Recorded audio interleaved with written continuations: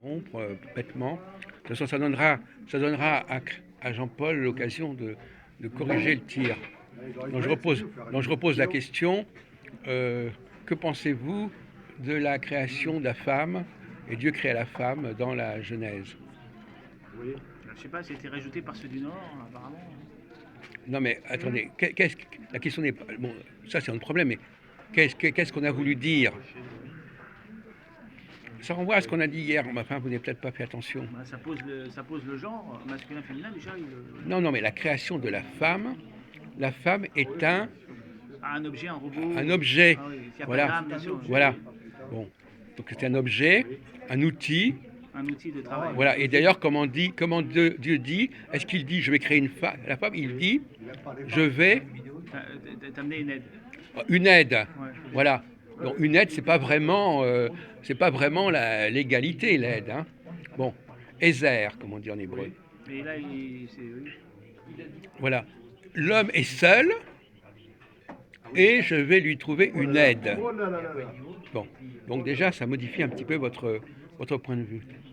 Alors, ça veut dire quoi? Alors, bon, je commence comme ça, mais bon, ça veut dire quoi? Ça veut dire que on change de création. On passe de la deuxième création à la troisième création. C'est-à-dire, et Jésus, il s'inscrit dans la troisième création. C'est-à-dire, il s'agit d'une,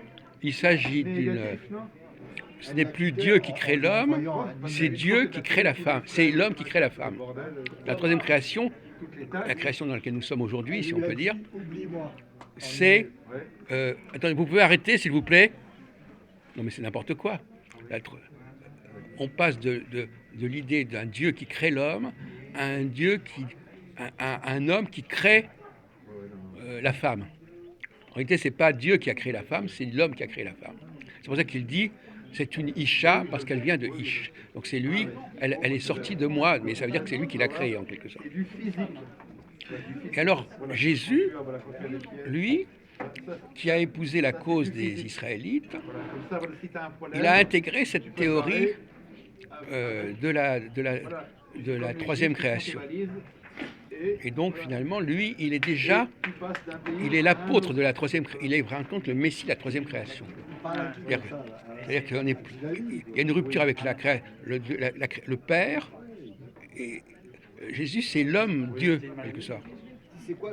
C'est l'homme qui devient lui-même créateur. Voilà. Bon, alors, donc on en a parlé hier soir. Il y a un triptyque. Alors on revient à la question de l'objet. Vous avez justement employé le mot objet là, alors que hier on était un petit peu dans le vague. Alors est-ce que vous pouvez revenir sur la question du sujet et de l'objet? Alors, qui est sujet, qui est objet? Écoute-moi, par exemple, là, si la femme est un objet, qu'est-ce que c'est qu'un objet?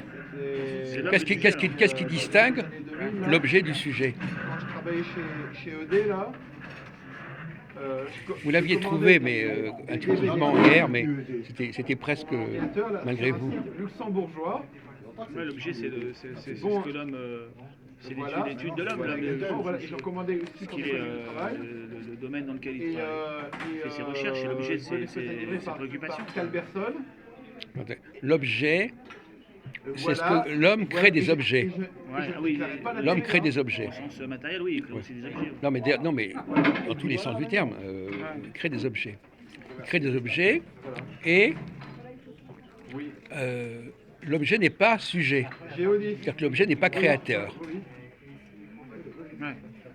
L'objet, c'est celui qui n'est pas capable, Monsieur? Oui, c'est ça. L'objet, on a déjà rangé les plats pour faire de l'ordre. Il parle à qui, là? Attends, ça appartient pas à la SNCF, ça, Géolis? J'ai pas parlé.